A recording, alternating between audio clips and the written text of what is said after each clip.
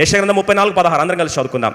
యెహోవా గ్రంథమును పరిశీలించి చదువుకొనుడి, ఆ జంతువులలో ఏది లేక ఉండదు, దేని జత పక్షి. ఈ మాటనండి, ఎవరిని దేవుడు నీ కొరకు ఏర్పరిచాడో, ఎవరిని దేవుడు నీ కొరకు పిలుచుకున్నాడో, ఎవరిని నీ కొరకు దేవుడు ఉద్దేశించాడో, దాని జత పక్షి దాని యొద్ద ఉండక మానదు. మరి ఎవరు చేస్తారు ఇది? మ్యారేజ్ బ్యూరోనా?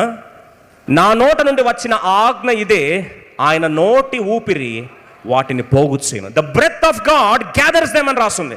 అంటే స్పిరిట్ ఆఫ్ గాడ్, ఆత్మదేవుడే నీ జీవితంలో ఆ దర్శనం నెరవేర్చడానికి కొరకు వారిని ఏం చేస్తాడు? ఏర్పరచుకున్న వారిని నీ దగ్గరికి తీసుకొస్తాడు. నువ్వు షాక్ అవుతావు, ఇదేంటి, ఎందుకు దేవుడు ఏర్పరచడం తీసుకొచ్చాడు? పోయి అక్కడ ఏం బావులేవా, తీసుకెళ్ళి ఆ మిద్యాను ప్రాంతంలో పోయి ఈ మోషన్ తీసుకెళ్ళి ఆ యొక్క జత్రో యొక్క పిల్లలు ఉన్న ప్రాంతానికి తీసుకెళ్ళాలా? Why? Who took him there? What brought him there? Yes, fate బహుశా, విధి బహుశా ఆయన జీవితంలో సమస్తాన్ని చీల్చేసిండొచ్చు, కానీ దేవుని ఆత్మ ఆయన ఎక్కడ తీసుకెళ్ళింది? ఆ ప్రాంతం తీసుకెళ్ళింది. అదే కదా యాకోబు జీవితంలో దేవుడు ఏర్పరచుకున్నాడు.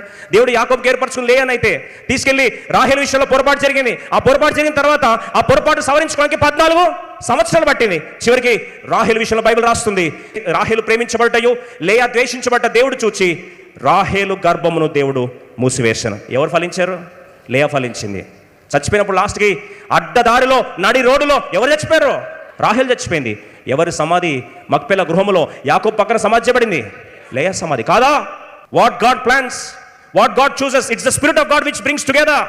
ఏదో యాక్సిడెంట్లో జరిగింది, ఏదో ఫేట్లో జరిగింది, ఏదో అనుకోకుండా జరిగింది. No, it's the spirit of God which brings you. సాతాను నీ ప్రణాళికలు చేయొచ్చు కాక దేవుడు ప్లాన్ చేశాడా?